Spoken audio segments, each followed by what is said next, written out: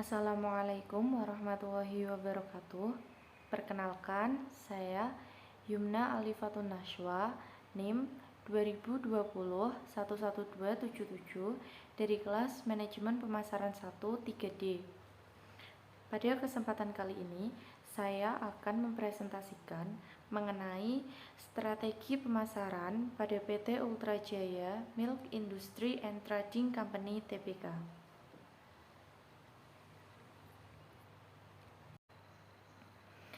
Profil PT Ultra Jaya Milk Industry and Trading Company Tbk.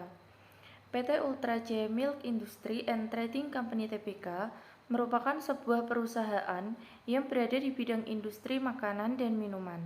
Perusahaan ini didirikan pada tahun 1958 oleh Ahmad Prawira Wijaja dan memiliki kantor pusat di Bandung.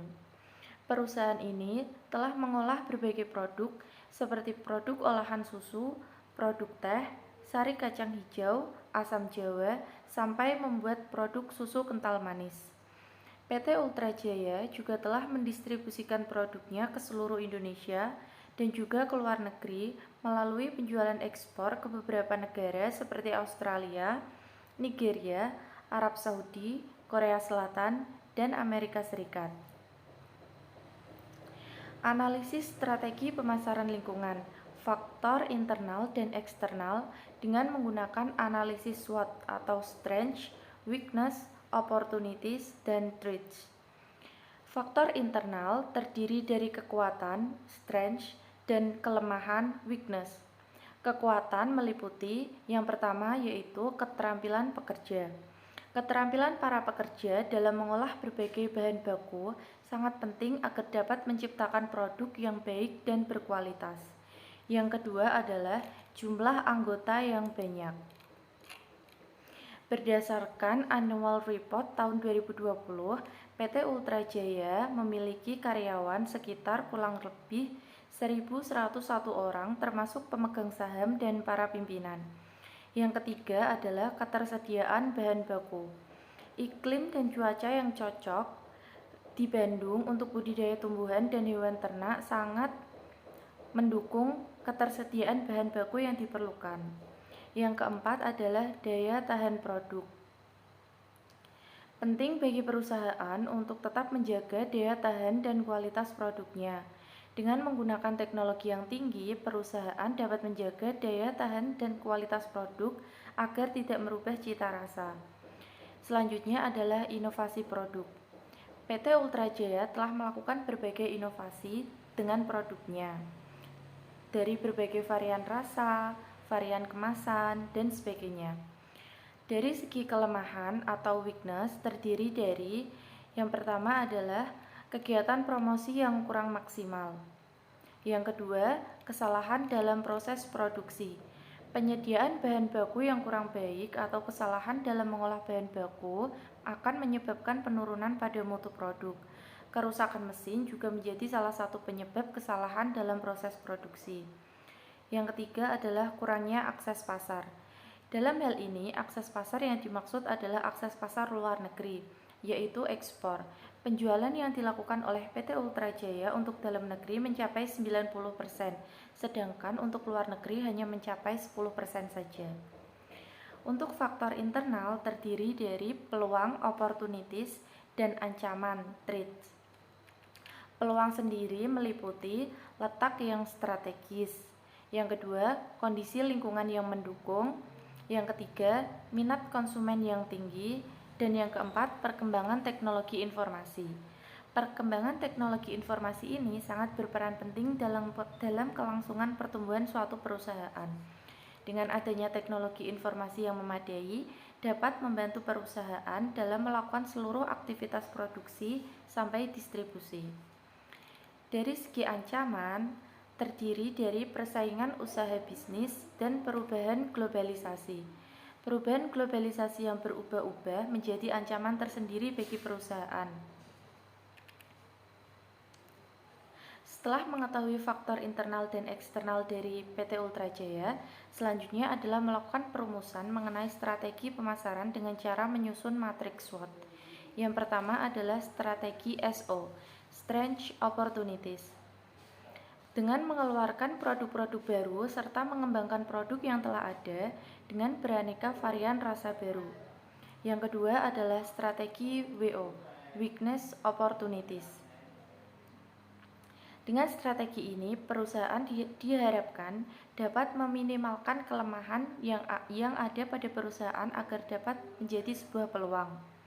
Dengan melakukan dan memaksimalkan kegiatan promosi melalui perkembangan teknologi yang pesat dan semakin maju.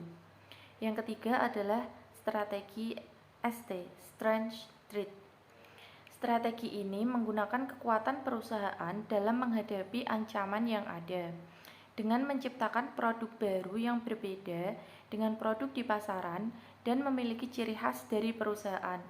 Yang terakhir adalah strategi WT, Weakness Traits. Strategi ini dapat digunakan dengan meminimalkan kelemahan perusahaan untuk menghadapi ancaman yang akan datang dengan maksimal, dengan memperluas akses pasar, baik nasional maupun internasional, dengan memanfaatkan perubahan globalisasi yang ada. Selanjutnya, analisis segmentasi, targeting, dan positioning. Analisis segmentasi. Segmentasi geografis. Memiliki luas area kantor pusat lebih dari 20 ha. Lokasi tersebut berada di Bandung dengan cuaca yang mendukung. Lokasi tersebut sangat strategis karena berada di lintasan pertanian dan peternakan. Selain itu, distribusi yang dilakukan juga berada di kota-kota besar seperti Bandung, Jakarta, Semarang, Surabaya, dan sebagainya. Segmentasi demografis. Kantor pusat dan distribusi yang dilakukan di kota-kota yang besar yang padat penduduk dengan upah minimum yang cukup tinggi membuat masyarakat sebagai kalangan menengah akan membeli produk dari perusahaan tersebut. Produk juga ditujukan untuk semua usia kecuali untuk bayi. Selanjutnya, psikologis. Gaya hidup menjadi aspek psikologis di analisis segmentasi pada PT Ultra Jaya. Kebiasaan minum susu yang sudah diterapkan di masyarakat membuat kebutuhan susu menjadi meningkat. Apalagi beberapa masyarakat memang memiliki kesukaan terhadap susu. Analisis targeting. Yang pertama, tetap menempatkan area pemasaran di kota-kota besar di seluruh Indonesia dan mengembangkan area pemasaran di luar negeri. Yang kedua, semua kalangan bisa menikmati produk dari PT Ultra Jaya, namun produk susu tidak diperkenankan untuk bayi di bawah 1 tahun. Yang ketiga, menjamin ketersediaan produk di pasaran, baik di agen, distributor, dan toko-toko sederhana di seluruh Indonesia. Analisis positioning. Analisis positioning adalah analisis yang dilakukan untuk memposisikan produk di pasaran.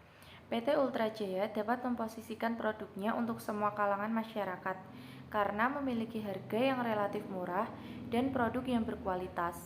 Sebagai produsen terbesar pertama untuk produk olahan susu cair dan produsen keempat untuk produk teh RTD (Ready to Drink), PT Ultra Jaya telah menjamin mutu dan kualitas produknya.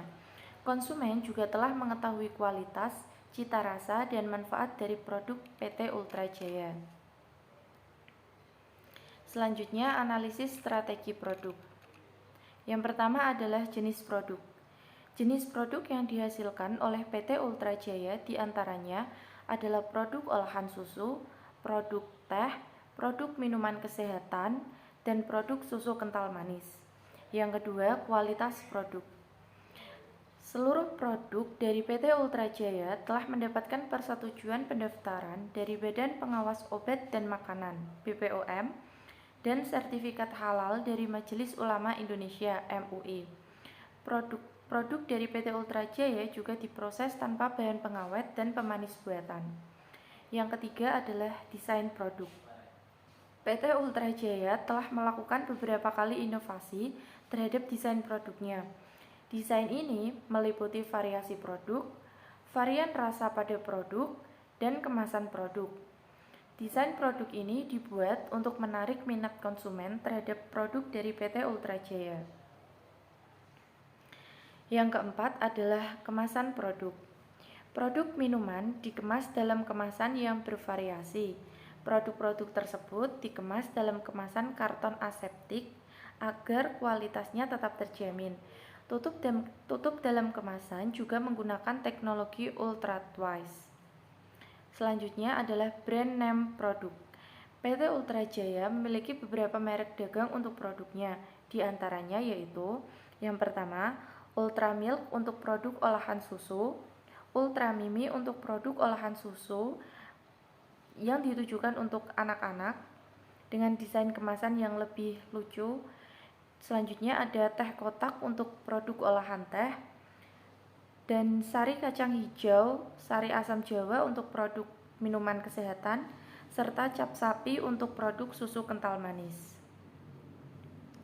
Selanjutnya ada analisis strategi harga. Yang pertama, daftar harga. Menurut daftar harga di official store PT Ultra Jaya di beberapa e-commerce, penentuan harga ditetapkan berdasarkan besar kecilnya produk.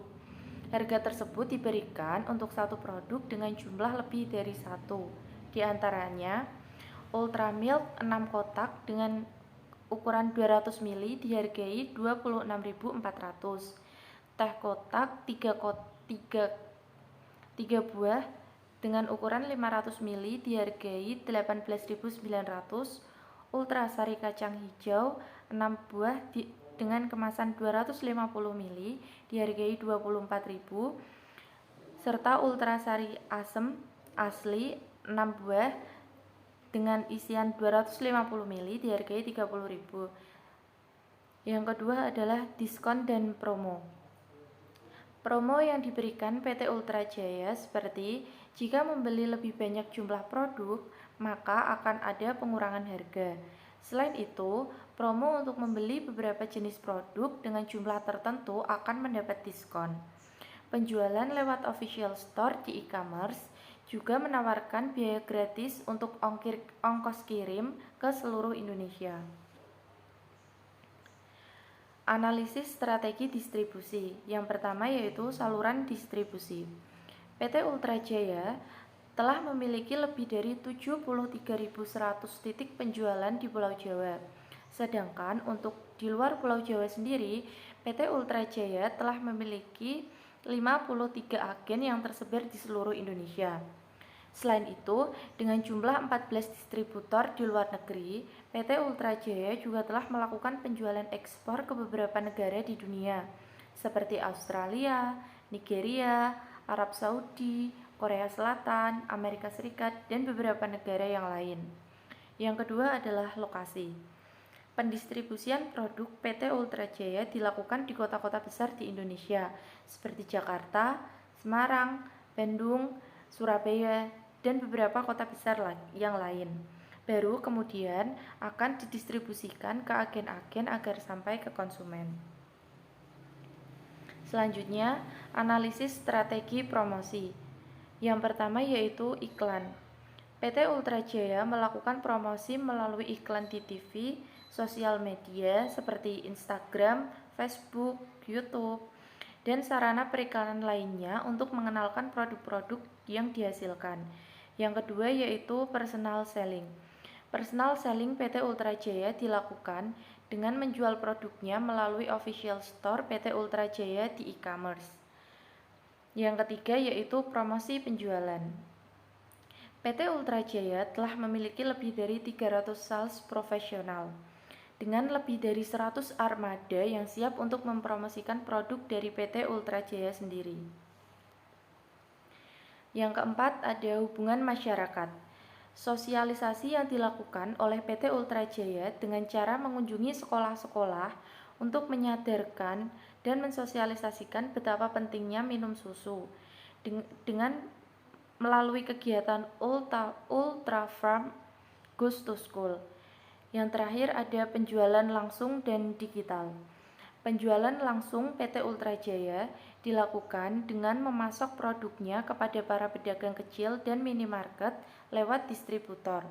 Selain itu, penjualan juga dilakukan lewat digital melalui official store di e-commerce dan akun media sosial. Sekian presentasi yang dapat saya berikan. Apabila teman-teman ingin mengajukan pertanyaan, bisa ditulis di forum yang telah disediakan. Mohon maaf apabila ada salah kata. Sekian dari saya, terima kasih. Wassalamualaikum warahmatullahi wabarakatuh.